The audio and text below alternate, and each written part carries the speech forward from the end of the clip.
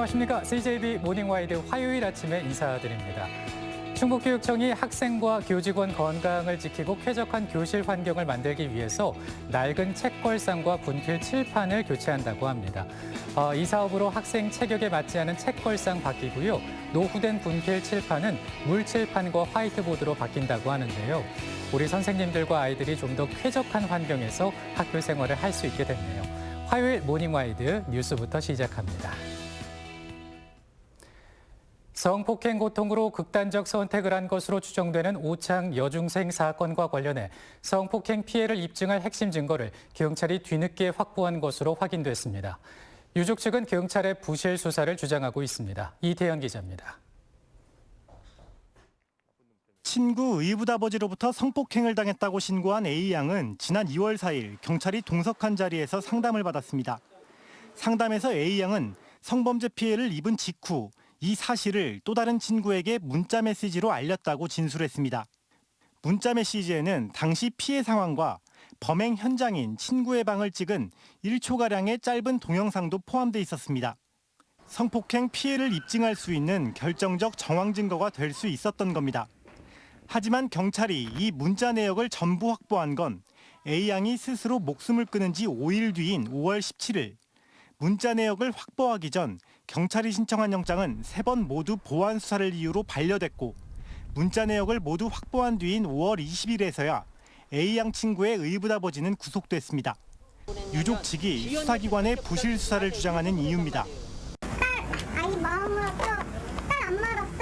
저는 왜 영장이 안 나왔는지 진짜 알고 싶습니다. 이에 대해 경찰은 주변 학생들에 대한 2차 피해 우려가 있어 적극적인 조사가 어려웠고 이미 2월 중 A양의 문자 내역 일부를 확보한 상태로 당시에도 혐의 입증이 충분할 것이라 판단했다고 밝혔습니다. 범행에 대한 구체적인 행위까지도 다 11시 43분까지의 메시지에 총괄적으로 있어요. 그런데 그걸 달라고 하지를 않은 거죠. 한편 유족 측은 A양과 함께 극단적 선택을 한 친구가 의붓아버지를 두둔하는 유서를 남긴 경위와 유서의 진위 여부도 철저히 검증 수사해야 한다고 촉구했습니다. CJB 이태현입니다. 오창 여중생 투신 사건에서 또 한 가지 안타까운 점은 학교에서는 이들의 고통을 전혀 몰랐다는 점입니다. 충북교육청이 제도 개선책을 내놨는데 현실에 적용하는 과정에 몇 가지 걸림돌이 있습니다. 진기훈 기자입니다. 충북교육청은 여중생 2명이 극단적 선택을 한 후에야 학대 피해 사실을 인지했습니다. 지난 2월 경찰 수사가 시작됐고 지자체에도 공유됐지만 정작 교육청에는 통보되지 않은 겁니다. 현행법상 경찰이 아동학대 사안을 교육기관에 통보할 의무가 없기 때문입니다. 위클래스와 위센터, 마음건강지원센터 상담 등 교육청의 지원 시스템은 먹통이 됐습니다. 이에 충북교육청이 아동복지법 개정안을 전국 시도교육감협의회의 안건으로 상정해 제도 개선을 추진합니다. 경찰의 아동학대 사안 법적 통지 의무를 교육감과 교육장 등 교육기관으로까지 늘리자는 겁니다. 권리 보장 차원에서 교육기관에도 알려주지 않게 됩니다. 그럼 저희가 그것을 이제 교육적으로 아이를 보호하거나 하는 대처를 하기가 상당히 어렵게 돼 있어서 그 시스템을 지금 이제 보완하고자 하는 것입니다. 물론 학대 피해가 통보됐을 때 학교가 감당해야 할 법적 책임과 피해 학생 정보 관리는 좀 더 세심한 조율이 필요한 부분입니다. 정보들이 자칫 유출돼서 아이들에게 또 다른 상처가 될 수도 있다는 그런 위험성이 좀 걱정되고요. 형사소송법상 비밀 유지 의무 등 법적 충돌을 피하는 것도 풀어야 할 숙제입니다. 학대 피해자인이 수사 중인 것을 통보한다는 것은 다른 법과의 충돌도 충분히 예상이 됐기 때문에 피해 아동의 보호 조치와 다른 법과의 충돌 문제를 원만하게 해결되지 않는 한 주위 선생님이나 상담센터의 도움도 받지 못한 채 안타깝게 생을 마감한 오창 여중생 사건. 부작용을 해소하면서도 학교의 상담 보호 기능이 제대로 작동할 수 있도록 반드시 제도 개선책을 찾아야 할 겁니다. CJB 진기훈입니다. 지난달 진천 국가공무원 인재개발원에 임시 수용된 아프가니스탄 특별 기여자들이 2주간의 격리를 마치고 바깥 활동을 시작했습니다. 입소디 가진 첫 공식 인터뷰에서는 자신들을 따뜻하게 품어준 대한민국의 진심 어린 감사의 말을 전했습니다. 주영광 기자입니다. 잔디가 푸른 운동장에서 마스크를 쓴 남녀 어린이들이 공을 찹니다. 어린아이들은 장난감을 가지고 놉니다. 히잡을 쓴 여성과 어른들은 천막 아래서 다과를 즐기거나 산책을 합니다. 2주간의 코로나 격리를 마친 아프간 특별기여자 390명이 하루 1시간씩 50여 명으로 나눠 시설 내 바깥 활동을 시작했습니다. 입수자들은 첫 공식 인터뷰에서 자신들을 따뜻하게 품어준 대한민국에 진심을 담은 감사를 전했습니다. زیاد کشورها همکارای افغانی خود نجات دادن مگر مثل کره جنوبی واری نتونستن. اینا فوق العاده بسیار اسپیشال برای ما. 대부분 한국에 남기를 원하고 있는 입수자들은 아직 불안정한 아프간 현지에 남겨진 가족들의 안전을 크게 걱정했습니다. تمام آزادی برای زنان لغو شده است و افرادی که در درون حکومت کار می‌کردند یا در سازمان‌های خارجی معمولاً یا کشته میشن یا مورد اذیت و آزار قرار میگیرند. 입수자들이 한국 사회에 적응할 수 있도록 돕는 프로그램도 진행됩니다. 오는 23일부터 5달 정도의 코스로 한국어 교육과 한국의 문화, 사회, 경제 교육 등이 포함됩니다. 성인들에게는 자립 교육 중심으로 60%가 넘는 미성년자들을 위해서는 별도의 교육 프로그램도 운영됩니다. 정부에 대한 의존도를 최소화한다는 것은 결국 이분들이 경제적으로 자립해서 정착해서 생활할 수 있는 그런 능력을 갖추게 한다는 것을 의미합니다. 다른 나라 이주 의사를 한 명도 밝히지 않은 아프간 특별기여자 390명은 앞으로 6주 뒤인 오는 10월 말쯤 진천을 떠나 본격 한국 사회에 진입합니다. CJB 주윤광입니다. 우리나라는 국제사회의 원조를 받던 국가에서 원조 공여국으로 변신한 유일한 국가입니다. 개발도상국에 대한 적극적인 원조로 국제사회에서 위상을 높이고 있는데요.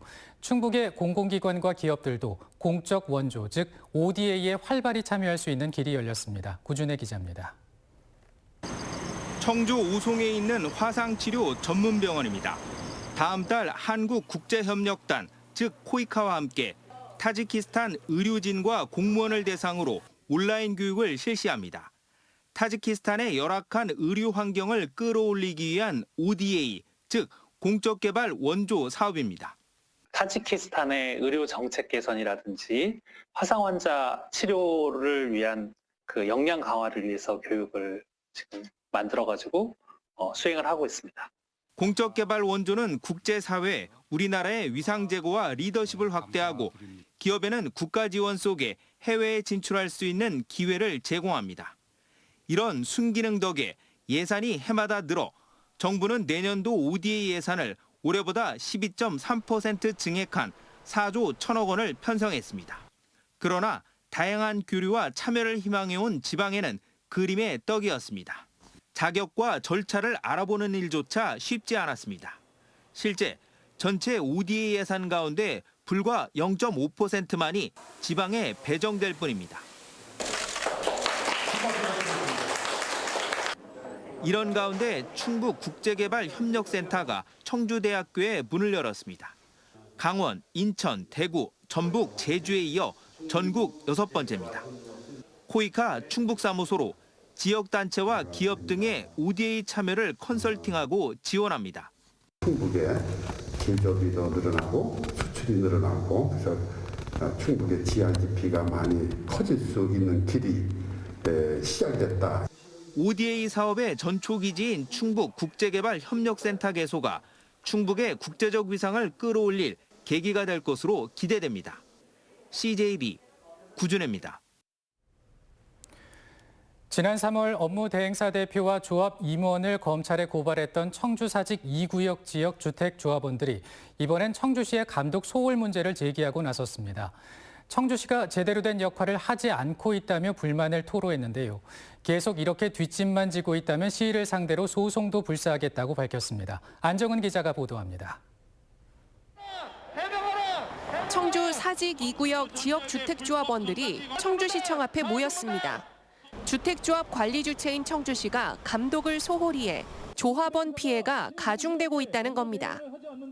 관리감독 주체인 청주시는 조합 피해 책임져라! 책임져라! 책임져라! 책임져라! 조합원들은 조합 집행부와 업무 대행사가 조합원 모집 문구가 빠진 불법 광고물로 무자격자까지 끌어모으고 있다고 주장합니다. 청주시에 주택법 위반 사항들에 대해 수차례 알렸지만 시정된 건 없다고 말합니다. 금액이 이제 손해를 입게 되는 그런 경우에는 조합원들이 그거를 다 n분의 1해서 그 피해를 다 각출해가지고 메꿔야 되는. 조합원들은 지난 1월 아파트 건축이 가능하도록 토지 용도가 변경됐음에도 할 수 있는 게 없다고 하소연합니다.